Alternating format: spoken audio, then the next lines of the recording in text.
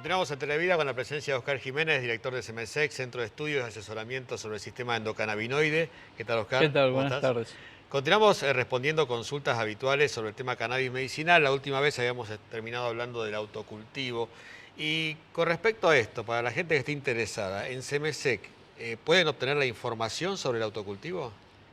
Bueno, es buena la pregunta porque nosotros dentro de lo que es el cannabis medicinal, en términos generales, vamos específicamente o asesoramos sobre la cuestión únicamente cannabis medicinal, que se obtiene a través del acceso a los medicamentos farmacológicos o con calidad farmacológica.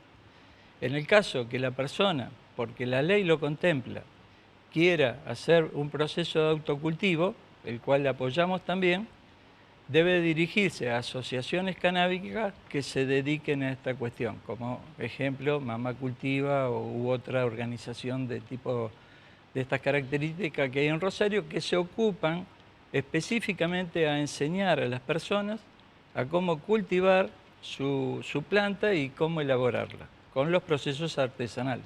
Mamá Cultiva, entonces, es una de las instituciones que la van a encontrar seguramente en Internet. Está no solamente en Argentina, Sí. sino en muchos lugares del mundo.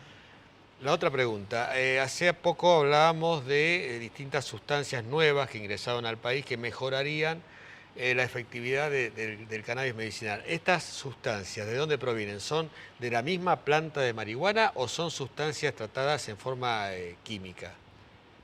Bueno, cuando hablamos de la industria con elaboración farmacéutica, obviamente estamos hablando de plantaciones en gran escala y procesos técnicos de laboratorio. Ahora, ¿qué ocurre específicamente con el cannabis? El cannabis, en términos generales, se ha querido sintetizar, de hecho se ha sintetizado, pero no se han logrado los resultados que se logran en estado natural. Entonces, es como que hay que ayudar al proceso, pero no deteriorarlo, no modificarlo. O sea que la planta tiene que estar procesada en condiciones naturales, tal cual debe cuidarse, obviamente, si en esa elaboración o el cultivo de la planta yo utilizo algunos agroquímicos y demás, que esos productos químicos no contaminen a la planta y de hecho eso se cuida. Ahora, no se le puede modificar nada o agregar químicamente nada al cannabis para que permanezca en estado puro. O sea que el mejor resultado es con el cannabis en estado natural, digamos. Exactamente. Ajá. O sea que estos nuevos productos que mencionábamos no modifican entonces su composición natural. Únicamente podemos hacer extracciones de sustancias de composiciones naturales. Claro, claro. ¿Puede modificar trastornos de conducta el cannabis medicinal? ¿Personas con trastornos de conducta? Digo permanentemente, tengo sustancias activadoras, porque si hago un genérico del cannabis, a veces me confundo. Yo tengo sustancias activadoras del cannabis y sustancias desactivadoras del cannabis. Si la persona, yo le doy, si ya está emocionalmente, por distintas razones, en situación de alteración, si yo le doy la sustancia que lo psicoactive, en realidad ahí se produce el proceso que no debería ocurrir. Claro. Pero no se equivoca el cannabis. Ajá. Me equivoco yo al recomendar una sustancia que no era la adecuada para ese paciente y entonces, que por eso decimos que para que esto no ocurra, no por el cannabis, sino por el que lo prescribe, el que lo dosifica, el que lo acompaña, tiene que ser un profesional. Claro. Necesariamente. Bien. Es un medicamento que esté en estado natural, no significa que tenga las acciones de un medicamento. Que no tenga contraindicaciones no significa que no tenga que tener un asesoramiento profesional para que sea el resultado positivo que el paciente viene a buscar. Otra pregunta, y con esto cerramos, habíamos hablado muchas veces, que el cannabis medicinal tiene un efecto especial en la mujer superior a lo que ocurre en el hombre. Bueno, sí, efectivamente. A ver, nosotros decimos que el sistema endocannabinoide lo tenemos los hombres y las mujeres, pero los receptores endocannabinoides, la mujer tiene mayor cantidad de receptores endocannabinoides. Cuando recibo el cannabis medicinal, al tener más receptores, el resultado es distinto. De hecho, no está demostrado lo que yo voy a decir, pero justamente desde el sistema endocannabinoide, la mujer no es el sexo débil. Ajá. Porque la mujer, por tener su sistema endocannabinoide mujer, al tener mayores receptores cannabinoides, es afectada por la emoción. Pero la realidad que la sobrevida promedio de una persona mujer con relación a una persona hombre, después de los 75 años, la relación al día de hoy es 4-1. Ajá, es verdad. Yo debería preguntarme cuál es la diferencia. Claro. Entonces, la mujer tiene su sistema en mejores condiciones de supervivencia como especie que el hombre humano. Bien. Bueno, hay videos de lo que hemos hablado acá en la página de ustedes de CMSEC, donde está las distintas etapas de la mujer y cómo va afectando, mejorando el cannabis medicinal su condición en las distintas etapas de su vida. Vamos a contarle a la gente dónde pueden informarse sobre todo esto.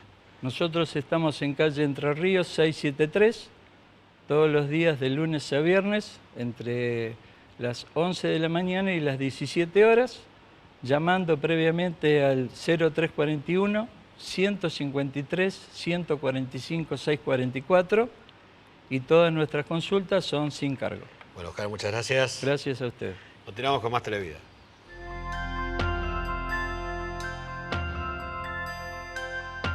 Y estamos con Néstor Cardinali y vamos a analizar el caso de un paciente que vino con sobrepeso y se sorprendió al descubrir que estaba atravesando por un proceso prediabético que afortunadamente lo pudo tomar a tiempo. ¿Qué tal, Néstor? ¿Cómo estás? ¿Qué tal? ¿Cómo te va? Sí, muy bien. Sí, vos sabés que sí, esto es muy importante comentarlo porque normalmente cuando vos vas a un médico y te hace un análisis de sangre, te pide solo la glicemia en ayunas.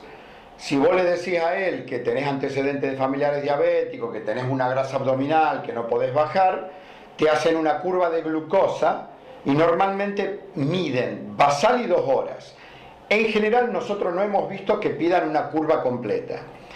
Este caso es un paciente prediabético donde está en la primera fase de la diabetes.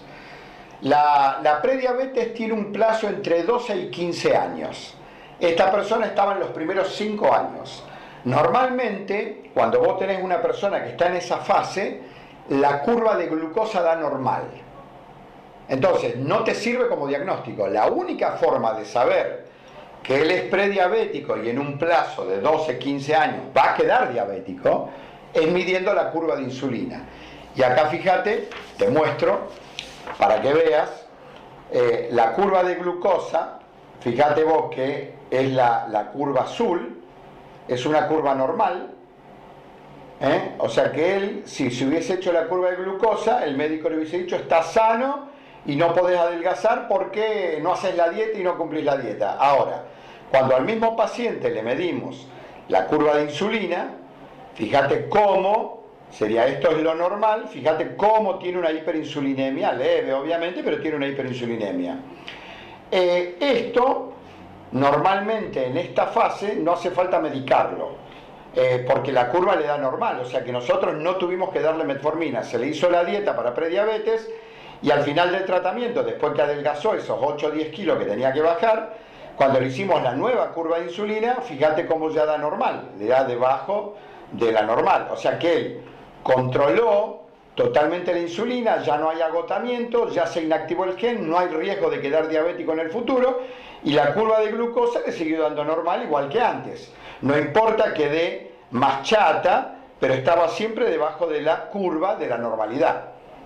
O sea que esta medición de la insulina normalmente no se hace, lo que se mide normalmente es la glucosa, con lo que no se llega a advertir que el paciente ya está instalando lo que en el futuro va a ser una diabetes. Totalmente, es tal cual lo que vos decís. Si no se piden la curva de insulina, ni siquiera sirve la insulina basal, la insulina en ayunas, porque en el caso las insulinas basales le daban siempre normal.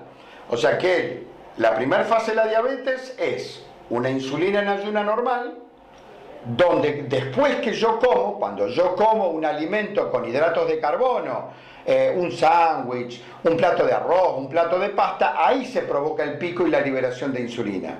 Entonces esta persona, que notaba que cada vez que él comía harinas engordaba, y que cuando hacía una dieta, como las dietas tienen hidratos de carbono, no podía bajar. O sea, él estaba estancado y si comía harinas engordaba. La única forma de diagnosticar esto es haciendo la curva de insulina, pero no basal y 2 horas, hay que medir basal a los 30 minutos, a los 60 minutos, a los 90 minutos y a las 2 horas. Hay que ver la curva completa para ver realmente qué está pasando cuando él come. Cuando una persona tiene la insulina en ayuna alta, el estado prediabético de enfermedad ya está instalado y ahí normalmente hay que medicar. En el caso como él estaba en la fase anterior, lo agarró bien temprano a esto, no tuvimos que ni siquiera dar metformina. Bueno, qué importante tener en cuenta estos parámetros porque gracias a eso vos pudiste curar ahora lo que en el futuro iba a ser una diabetes y en ese caso no íbamos a hablar de cura, simplemente de mejorías. No, esto ya está revertido. Este proceso que se había activado y que él teóricamente en unos 10-12 años más podía quedar diabético, ya está, ya desapareció. Ya está totalmente sano. O no solo bajo de peso y modelo del cuerpo, sino que aparte los análisis ya le dan normal y él no tiene riesgo hoy de nada. Y de hecho, todos los alimentos que nosotros sacamos, cuando una persona tiene riesgo de quedar diabética, los almidones, ¿no? Todos esos almidones que se sacaron, como la papa, la batata, la calabaza, el choclo, todos esos alimentos, una vez que la curva le da normal, se le vuelven a incorporar.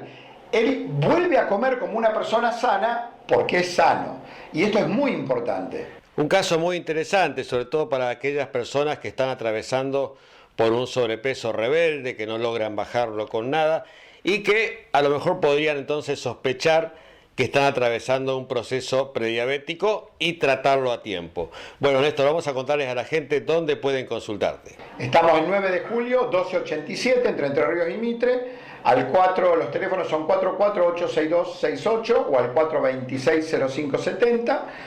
Yo estoy yendo todos los jueves a San Lorenzo, en Artigas 659, y Celina Matio está yendo a Funes y a Villa Gobernador Galvez, y lo más importante es que se hizo sin medicación, estrictamente con la dieta para prediabéticos y con el probiótico que nos ayuda terriblemente en estos casos para poder mejorar y curar más rápido estos procesos. Bueno, muchas gracias. A ustedes. Nosotros seguimos con más Televida.